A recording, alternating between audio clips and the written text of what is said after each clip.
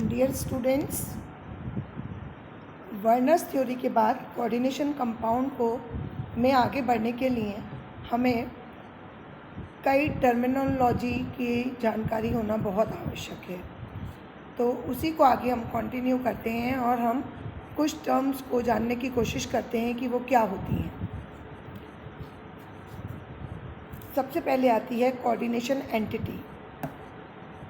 इसमें एक central atom होता है जो उदासीन परमाणु या आयनिक अवस्था में हो सकता है। Central atom generally transition metal होता है। सेंट्रल एटम के चारों ओर अन्य कुछ एटम्स या ग्रुप्स अरेंज होते हैं जो सेंट्रल एटम के साथ में कोऑर्डिनेशन बॉन्ड से जुड़े हुए होते हैं। इस बॉन्ड में मेटल एटम एक्सेप्टर की तरह तथा लिगेंड मॉलिक्यूल डोनर की तरह होता है। जब इनके फॉर्मूला लिखे जाते हैं तो एंटिटी को हमेशा बड़े ब्रैकेट में लिखते हैं। एंटिटी कैटायनिक, एनायनिक और न्यूट्रल कैसी भी हो सकती है। अब आप जैसा कि इसमें फॉर्मूला में देख रहे हैं कि हमने कैटायनिक एंटिटी लिखी हुई है जिसके अंदर कोबाल्ट सेंट्रल एटम की तरह रिप्रेजेंट किया गया है और 6 अमोनिया मॉलिक्यूल हैं जो कि कोऑर्डिनेट बॉन्ड से जुड़े हुए हैं। इसके ऊपर पॉजिटिव चार्ज है जो कि ये शो करता है कि ये एग्जाम्पल कैटायनिक एंटिटी का है। इसी तरह अब हम आते हैं एनायनिक एंटिटी पर, जिसके अंदर central atom platinum 4 coordinate bond chlorine से जुड़ा हुआ है। इसके बाहर -2 नेगेटिव चार्ज जो है वो शो करता है कि ये एनायनिक एंटिटी है। नेक्स्ट आता है आयरन का कॉम्प्लेक्स, जिसके अंदर कार्बोनिल मॉलिक्यूल जुड़े हुए हैं जो कि न्यूट्रल एंटिटी को प्रदर्शित कर रहे हैं।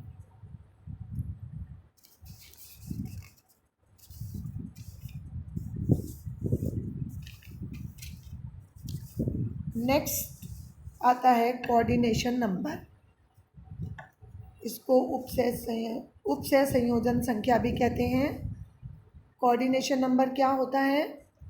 सेंट्रल एटम यानी केंद्रीय परमाणु जो है उसके और लिगेंड मॉलिक्यूल के बीच में बने हुए जितने सिग्मा बॉन्ड्स की संख्या होती है वो उस परमाणु की कोऑर्डिनेशन नंबर कहलाती है। एग्जाम्पल साइनाइड लिगेंड है, कार्बोनिल है, नाइट्रोजन है।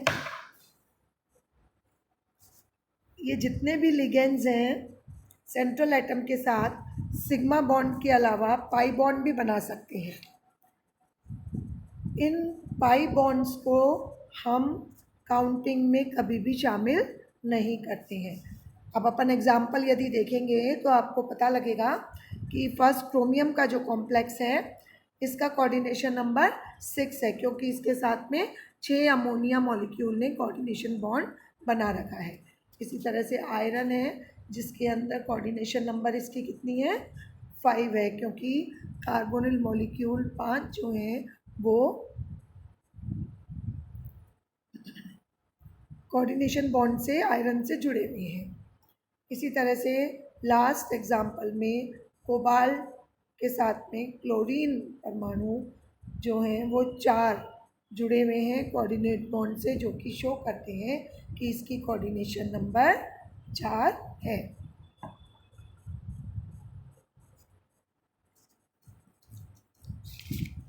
नेक्स्ट डेफिनेशन आती है कि लिगेंड्स क्या होते हैं। देखो, जो स्पीसीज़ जिनके पास लोन पेयर ऑफ इलेक्ट्रॉन मौजूद है या इलेक्ट्रॉन देने की क्षमता रखते हैं और सेंट्रल मेटल एटम से कोऑर्डिनेट बॉन्ड बना सकते हैं उनको लिगेंड्स कहते हैं। लिगेंड्स को भी हमने कई कैटेगरीज में क्लासिफाई किया है। ये किस प्रकार से मेटल के साथ कोऑर्डिनेट बॉन्ड बनाती हैं, किस प्रकार से इनको कैटेगराइज किया जाता है, ये अब अपन देखेंगे। सबसे पहली कैटेगरी इसकी होती है मोनोडेंटेड लिगेंड्स। इसको हिंदी में एक दंतुक लिगेंड कहते हैं। जब कोई लिगेंड एक coordinate bond central metal atom के साथ बनाता है तो वह मोनोडेंटेड लिगेंड कहलाता है।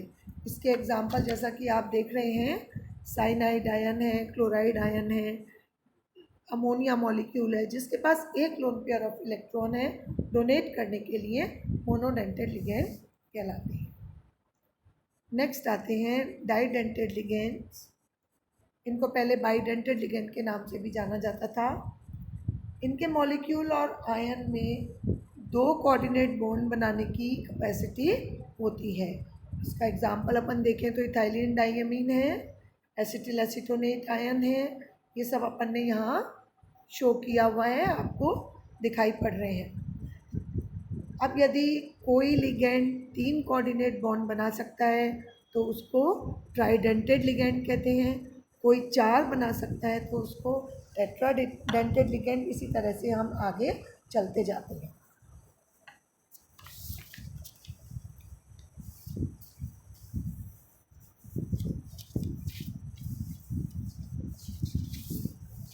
नेक्स्ट आता है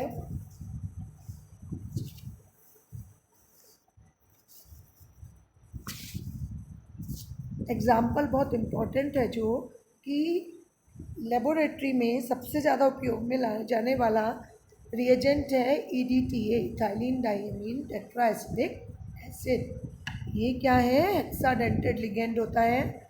आप इसकी स्ट्रक्चर देख पा रहे हैं। इसके स्ट्रक्चर में हमको 6 एटम्स ऐसे दिख रहे हैं जिनके ऊपर लोन पेयर शो किया हुआ है। हमने सबको एरो से इंडिकेट किया हुआ है, तो आप इसको स्ट्रक्चर को देख के समझ सकते हैं कि इसमें 6 डोनर एटम है, इसीलिए इसको 6 हेक्साडेंटेड लिगेंड्स कहा जाता है। इसी तरह से जब कोई भी लिगेंड मेटल एटम के साथ में एक या उससे अधिक, एक से ज़्यादा कोऑर्डिनेट बॉन्ड बनाता है तो उसको कॉमनली मल्टी डेंटेड लिगेंड के नाम से जाना जाता है। अब नेक्स्ट आता है एम्बीडेंटेड लिगेंड्स या दोहरे दंतुक लिगेंड्स। एम्बीडेंटेड मतलब दोहरे दंतुक, यानी कि ये 2 तरफ से मेटल एटम से जुड़ सकते हैं, या इसको हम ये कह सकते हैं कि जिन लिगेंड मॉलिक्यूल या आयन में एक से ज़्यादा तरह के डोनर एटम मौजूद होते हैं वो परिस्थितियों के हिसाब से धातु परमाणु के साथ जुड़कर कोऑर्डिनेट बॉन्ड बनाते हैं। ऐसे लिगेंड्स को एम्बीडेंटेड लिगेंड्स कहते हैं। फॉर एग्जांपल थायोसाइनेट आयन, इसके अंदर आप जानते हैं नाइट्रोजन और सल्फर दोनों ही कैसे हैं? दोनों ही लोन पेयर ऑफ इलेक्ट्रॉन वाले लिगेंड्स हैं।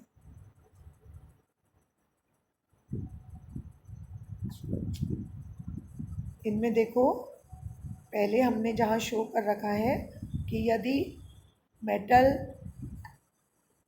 नाइट्रोजन के साथ जुड़ा हुआ है तो ये आइसोथायोसाइनेट कॉम्प्लेक्स कहलाएगा, और यदि मेटल सल्फर एटम के साथ जुड़ा हुआ होता है तो यह मेटल थायोसाइनेट कॉम्प्लेक्स कहलाता है। इसी तरह इसका दूसरा एग्जाम्पल है एम्बीडेंटेड लिगेंड का, कि मेटल यदि नाइट्रो समूह से जुड़ा है, NO2 से उसकी बॉन्डिंग है मेटल की, तो ये नाइट्रो कॉम्प्लेक्स कहलाता है। और यदि ये मेटल ऑक्सीजन से जुड़ के फिर NO से जुड़ी हुई है तो ये नाइट्राइटो कॉम्प्लेक्स कहलाता है। नेक्स्ट आते हैं ब्रिजिंग लिगेंड्स।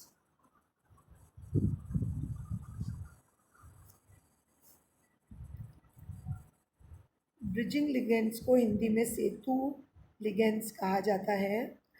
जो लिगेंड एक से अधिक सेंट्रल एटम से जुड़ा होता है उसको ब्रिजिंग लिगेंड कहते हैं। डायग्राम में आप देख सकते हो कि किस तरह से 2 एल्यूमिनियम के एटम्स शो किए हुए हैं जो कि क्लोरीन परमाणु के द्वारा ब्रिज बना रहे हैं, इसीलिए इनको ब्रिजिंग लिगेंड्स कहते हैं। नेक्स्ट आता है कीलेशन। कीलेशन क्या होता है?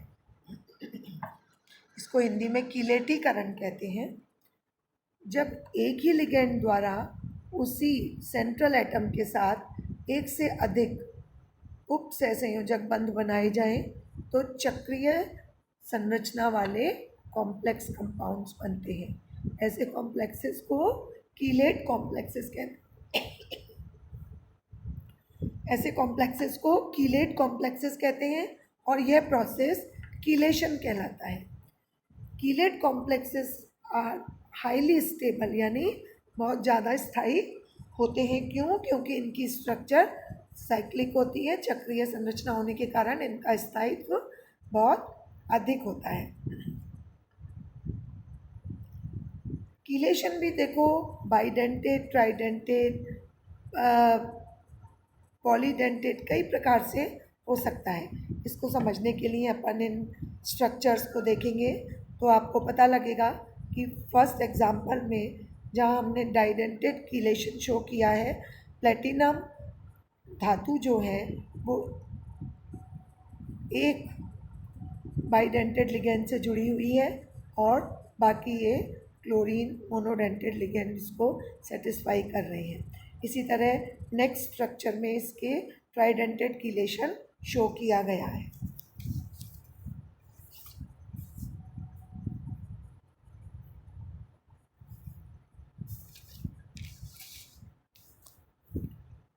अब देखो, यदि एक डाइडेंटेड लिगेंड अलग अलग मेटल के साथ कोऑर्डिनेट बॉन्ड बनाए तो क्या वो कीलेशन माना जाएगा? नहीं, उसको हम कीलेशन नहीं मानेंगे। इसको क्यों नहीं मानेंगे? क्यों?